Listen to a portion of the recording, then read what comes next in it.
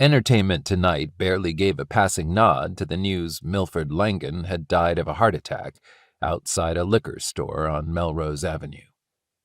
Mary Hart, her eyes scanning the words on her teleprompter, delivered the announcement of his passing with the somber tone she reserved for such obituaries, listing a handful of titles Langan had produced at 20th Century Fox in the 40s and 50s, before she filled the remaining few seconds with a litany of the innocuous television series he had either created and or produced up until the late 70s.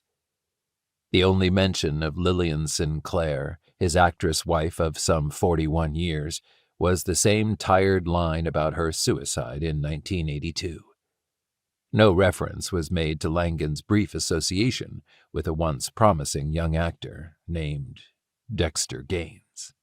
Millie, as his inner circle called him, had always hated to be upstaged, so he'd chosen the worst possible time to drop dead, the bulk of the telecast being devoted to the low-speed O.J. Simpson police chase.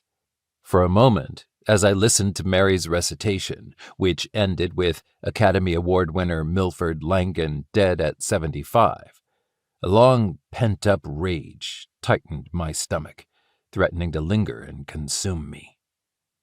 I muted the television and sat in the ensuing silence of stuttering blue light in my shabby apartment, trying to breathe into the knot, calling on the relaxation techniques I'd learned after years of therapy.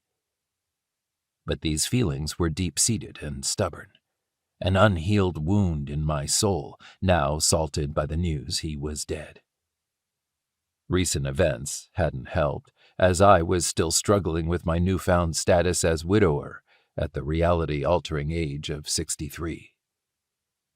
Impossible, after 40-some years, that just the mention of Millie's name could still trigger emotions that should have been long dead. Impossible how the sight of his smiling face from a studio photograph taken sometime in the mid-1960s, inset over Mary's left shoulder, could still cause my hands to tremble even more than usual. So much I had to set down the fork I'd been using to eat my lean cuisine and fold them in my lap.